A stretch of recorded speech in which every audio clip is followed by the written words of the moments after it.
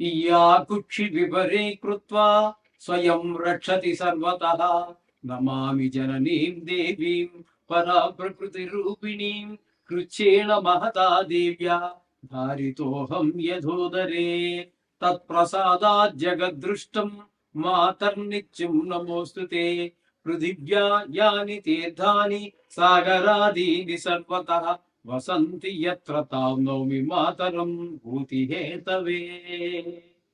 మాతృదేవో భవ పితృదేవో భవ.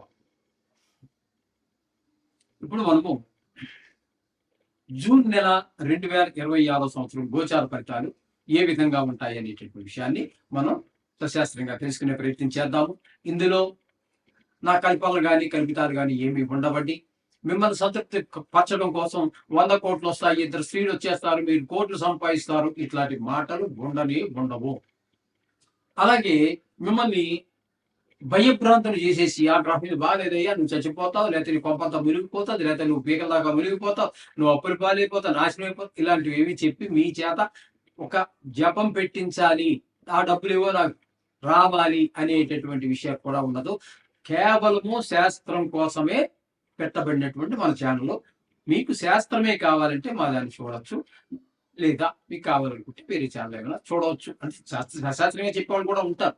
అందులో సశాస్త్రంగా చెప్పేవాళ్ళది మాత్రమే మీకు అర్థమైపోతూ ఉంటుంది. 4-5 సార్లు చూశాక లక్షలు ఎక్కడి నుంచి వస్తాయి, కోట్లు ఎక్కడి నుంచి వస్తాయండి, అవన్నీ మీకు అర్థమైపోతుంది. మీరు బడాయి కబుర్లు చెప్తున్నారా, నిజానికి యథార్థం శాస్త్రం చెప్తున్నారా అనే విషయాన్ని దాన్ని గమనించి మీరు ఫాలో అవ్వండి.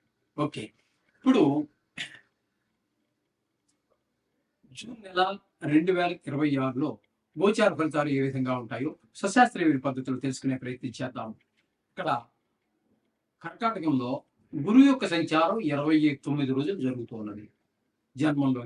జన్మంలోనే గురువు యొక్క సంచారము శుభ ఫలితములు ఇవ్వజాలు. మరి ఒకరోజు ఎక్కడికి పోయింది అన్నట్టయితే ఆ ఒకరోజు వెనక స్థానం అంటే వ్యయస్థానం అయినటువంటి మిథున రాశిలో ఒకరోజు సంచారం చేస్తున్నాడు. అది ఒకరోజు, జన్మంలో 29 రోజులు 30. అంటే ఈ 30 రోజుల్లో ఒక్క రోజు కూడా మనకి అనుకూలమైన ఫలితములను గురువు ఇవ్వజాడు. వ్యయస్థానంలోనూ ఒక్కరోజు ఉంటాడు, అక్కడ శుభఫలితాలు ఇవ్వడు. ఇకపోతే జన్మంలోనే 29 రోజులు సంచారం చేస్తున్నారు. జన్మంలో ఆయన చెడు వైపు అంటే ఆకర్షితులవడం, చెడు ఆలోచనల వైపు, చెడు ప్రవర్తన వైపు, ఇట్లాంటి అన్ని కూడా మనకి గోచరిస్తూ ఉంటాయి. గురువు యొక్క సంచారం జన్మంలో యోగించజాలరు. ఇకపోతే శుక్రుని యొక్క సంచారం తీసుకున్నట్టయితే ఇక్కడ 22 రోజులు జన్మంలో సంచారం చేస్తూ ఉన్నారు. అలాగే మరి మిగతా రోజులు ఎక్కడికి పోయినాయి 30 నెల రోజుల్లో అన్నట్టయితే అసలు మామూలుగా ముందు నుంచి వరకు వెళ్తాయి. ఇక్కడ కాబట్టి శుక్రుని యొక్క సంచారం ఎక్కడ ప్రారంభమైంది అన్నట్టయితే ఇక్కడ మిథునంలో ప్రారంభమైంది. అక్కడ 8 రోజులు అంటే వ్యయస్థానంలో 8 రోజులు, ఇక్కడ జన్మంలో 22 రోజులు సంచారం చేస్తున్నారు. తద్వారా వ్యయస్థానంలోనూ జన్మంలోనూ కూడా యోగించేటటువంటి ఏకైక గ్రహము మన ఇది ఒకటేనండి, శుక్రగ్రహం ఒకటి. కాబట్టి ఇక్కడ శుక్రుడు నెల మొత్తం పూర్తిగా మీకు అనుకూలుడే. శుక్రుడు పూర్తిగా అనుకూలుడే. ఏ స్థానంలో ఉన్నప్పుడు లాభాన్ని ఇస్తాడు, జన్మంలోకి వచ్చే కూడా మంచి ప్రవర్తన, మంచి ఆలోచనలు, మంచి నడవడిక, ఒక క్రమశిక్షణ, ఇవన్నీ కూడా మనకి ఉంటాయి. అంచేత ఇక్కడ శుక్రుని యొక్క అనుగ్రహం నెలంతా ఉంది. కాబట్టి ఇక్కడ టీవీ రంగంలో ఉన్నటువంటి వారికి, అలాగే సినిమా రంగంలో ఉన్నటువంటి వారికి, వీళ్ళందరికీ కూడా వ్యయ స్థానంలో ఉన్నప్పుడు లాభాలు కూడా చేకూరుస్తున్నాడు. కాబట్టి షేర్ మార్కెట్ లో పెట్టుబడి పెట్టడానికి కూడా వెనకాడవలసినటువంటి పని లేదు. అలాగే శుక్రగ్రహం అనుకూలం ఉన్నవారు ఏదో ఒక లలిత గణంలో రాణిస్తూనే ఉంటారు. ప్రవేశం కానీ ప్రావీణ్యం కానీ ఉంటుంది. అది ఒక గమనించుకోవాలి. జన్మంలో ఉన్నప్పుడు ఇంకా మరింత షోక్ గా తయారవుతూ ఉంటారు. చూడండి, షోక్ గార్డ్ ఒక సినిమా కూడా వచ్చింది పూర్వకాలం, మనం వీలే ఉంటారని కూడా. అలాగా ఈ శుక్రగ్రహం అనుగ్రహం ఉన్నటువంటి ఎవరైనా సరే, అంటే గోచార రీత్యా కాకుండా, గోచార రీత్యా ఎప్పుడు మారిపోతూనే ఉంటారు అనుకోండి, నెల 15 రోజులకు ఒకసారి. అలా కాకుండా జాతకంలోనే శుక్రగ్రహం అనుకూలం ఉన్నవారు సోగ్గాడు, పూల రంగడు, ఇట్లా ఎప్పుడు ఎవర్ గ్రీన్ లా ఉంటూ ఉంటారు. బట్టలు నరగనివ్వరు, గెడ్డం మాయనివ్వరు, జేబులో రూపాయి ఉన్నా లేకపోయి ఆ రాయల్టీ, ఆ దర్జా అదంతా మెయింటైన్ చేస్తూ ఉంటారు, నడిపిస్తూ ఉంటారు. మరి 2-4 ఫ్రెండ్స్ ఒక హోటల్‌కి వెళ్లారు. చాయ్ తాగారు అనుకుందామండి. మిగతా వాళ్ళని ఇవ్వడం నేను ఇస్తానంటాడు. ఆ విధంగా తన యొక్క రాయితీని నిలబెట్టుకోవటం అనేది ఈ శుక్రుడి యొక్క స్వభావం. ఈ విధంగా ఉంటుంది శుక్రుడి యొక్క అనుగ్రహం.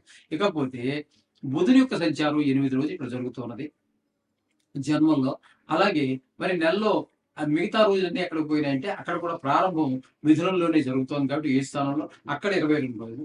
ఈ బుధుడు పూర్తిగా 20 మొత్తం నెల రోజులు కూడా ఏ స్థానంలో ఉన్నారు 22 రోజులు. జన్మంలో ఉన్నటువంటి 8 రోజులు కూడా పూర్తి ప్రతికూలమైన ఫలితాలే. ధన వ్యయము, ధనం ఇది. జన్మంలో ఉన్నప్పుడు దుష్టాలోచనలు, దురాలోచనలు, దుష్ట ప్రవర్తన వీటి వైపు ఎక్కువ మలుతూ ఉంటుంది. ఈ విధంగా బుధుడు ప్రతికూల ఫలితాలనే ఇస్తూ ఉంటాడు మీకు. కాబట్టి గురువు కూడా ఇదే పరిస్థితి ఉన్నది. ఆయన కూడా అనుకూలమైన పరిస్థితి లేదు. కాబట్టి ఇక ద్వితీయ స్థానంలో కేతువు. ఈయన కూడా అస్సలు మంచిది కాదండి. ద్వితీయ స్థానంలో ఉండటం వల్ల ఏంటంటే ధనానికి లోటు, మాటలో కఠినత్వము, అలాగే కంటి రోగాలు ఏమైనా ఉన్నట్టయితే కొంచెం ఎక్కువ బాధ పెట్టేటువంటి పరిస్థితి ఈ విధంగా ఉంటూ ఉంటుంది. ఇక్కడ కుటుంబంలో కూడా ఆహ్లాదకరమైన పరిస్థితి ఏది కూడా గోచరించదు. ఈ కుజుడు అదే కేతువు ద్వితీయ స్థానంలో ఉన్నట్టయితే. ఇదే కర్కాటక రాశి వారికి అష్టమంలో చూస్తే రాహు, అది ఇంతకంటే ప్రతికూల ఫలితాలని ఇస్తుంటుంది. దీన్ని ఆయుష్తానం అంటుంటారు. కాబట్టి మన బంధువులు, చుట్టాలు, లేకపోతే ఆప్తమిత్రులు ఎవరో చనిపోయారనే దుర్వార్త వినటం, ఇట్లాంటివి పెద్ద దుఃఖం. కొంతమందికి కలత్ర పీడ కూడా జరగవచ్చు. ఈ విధమైనటువంటి ధన నష్టం, పరాభవాలు, అవమానాలు ఇవన్నీ కూడా సూచిస్తూ ఉంటుంది రాహుగ్రహ సంచారం అష్టమ స్థానంలో ఉండటం వల్ల. ఇకపోతే భాగ్యస్థానంలో శనిగ్రహ సంచారం, ఇది అంతకు మించిన చెడునే చేసేటటువంటిది. ముందు ముఖ్యంగా తండ్రి గారి ఆరోగ్యం ప్రత్యేకమైన శ్రద్ధ తీసుకోవాలి. అలాగే దాన ధర్మాలు ఇవన్నీ ఏమి చేద్దామన్నప్పటికీ కూడా మీకు చేసే అవకాశం కూడా ఇవ్వనటువంటి పరిస్థితి. మీకు మనసు నిలకడలేనితనం, మొత్తము భావాద్భావం దేవుడి మీద కూడా ఎంత పూజ చేసినా కూడా దేవుడు కనికరించట్లేదు. ఎందుకంటే భావాద్భావం. భావం అంటే పంచమ స్థానం అంటే మనకి పూర్వ పుణ్యం. భావాద్భావం 9వ స్థానం అవుతుంది కాబట్టి దేవుడు ఉన్నాడా లేడా, ఇంత పూజించినా మనం ఎందుకు కనికరించట్లేదు అనేటటువంటి ఒక తర్జన భర్జన కూడా మీలో ప్రారంభం అవుతుంటుంది. ఈ విధమైన ఫలితాలన్నీ కూడా శని భగవానుడు కల్పిస్తున్నాడు. ఇకపోతే కుజుని యొక్క సంచారం తీసుకున్నట్టయితే దశమ స్థానంలో ఒక 20 రోజులు, ఆ 20 రోజులు దశమ స్థానంలో ఉన్నప్పుడు ఉద్యోగపరమైన, వృత్తిపరమైన, వ్యాపారపరమైన, వ్యవసాయపరమైన ఎవరు ఏ విధమైనటువంటి జీవితాన్ని గడుపుతూ ఉంటారో ఆ జీవితానికి ఆధారమైనటువంటి వృత్తిలో దెబ్బతీస్తూ ఉంటాడు. తదుపరి 10 రోజుల పాటు ఏకాదశ స్థానంలో సంచారం చేస్తున్నారు. ఆ 10 రోజులు మాత్రం అంటే 21వ తారీఖు నుంచి 30వ తారీఖు వరకు ఉన్నటువంటి 10 రోజులు మాత్రం మీకు అనుకూలమైనటువంటి ఏకాదశి స్థానం కాబట్టి కాస్త లాభాలు చూపిస్తారు. అందులో సందేహం లేదు. అది మమ్మల్ని చక్కగా ఆ 10 రోజులు మాత్రం చూస్తారు. ఇకపోతే ఏకాదశి స్థానంలోనే అదే ఏకాదశి స్థానంలో కుజుడితో పాటుగా రవి 15వ తారీఖు వరకు ఉన్నారు అక్కడ. ఆ 15వ తారీఖు వరకు ఏకాదశి స్థానంలో ఉన్నారు కాబట్టి ఆ 15 రోజులు కుజుడు ఏ ఫలితాలు అయితే ఇక్కడ మరి 10 రోజులు ఇస్తున్నారో ఆయన 15 రోజులు ఇవ్వబోతున్నారు. 1వ తారీఖు నుంచి 15వ తారీఖు వరకు అంతా లాభాలే లాభాలు. మనం ఊహించిన విధంగా కూడా లాభాలు కలిగే అవకాశం ఉంటుంది. అంచేత ఈ విధమైనటువంటి ఏ ప్రయత్నం మొదలుపెట్టినా దాంట్లో విజయం సాధించడం ఇవన్నీ కుజుడు రవి ఆ 15-10 రోజుల్లో చేస్తుంటారు. ఇకపోతే ఆ కుజుడు మళ్ళీ ఇక్కడ మనకి 10 రోజుల తర్వాత ఈ మిగతా 20 రోజులు మనకి అక్కడ మనకి ఇందాక ఏకాదశంలో అయిపోయింది కదా, ఇప్పుడు వెయ్యిలోకి వచ్చాక ఇక్కడ 10 రోజులు ఉంటారు. ఇక్కడ మాత్రం కొంచెం చాలా ఇబ్బందికరమైనటువంటి పరిస్థితులు ఉన్నాయి. ఇక్కడ రవి కూడా ఏకాదశి స్థానంలో ఉన్నారు కాబట్టి రవి కుజుడు ఏకాదశి స్థానంలో బాగానే ఉన్నారు. ఇకపోతే శుక్రుని యొక్క సంచారం తీసుకున్నట్టయితే ఏ స్థానం చెప్పుకున్నాం కదండి, చెప్పేసుకున్నాం మనం. ఎందుకంటే మొదటే చెప్పుకున్నాం ఈయన జన్మంలో కొంతకాలం గడిచినప్పటికీ ఆయన యొక్క ప్రారంభం మిథునంలో ప్రారంభమైంది కాబట్టి ఈ విధమైనటువంటి మనం చెప్పుకోవాల్సిన జరిగిపోయినది. అందుచేత మళ్ళీ చెప్పుకోవాల్సిన పని లేదు. మొత్తంగా వీరికి ఒక శుక్రుడు మాత్రం పూర్తి అనుకూలమైన ఫలితాలను ఇస్తూ ఉన్నారు.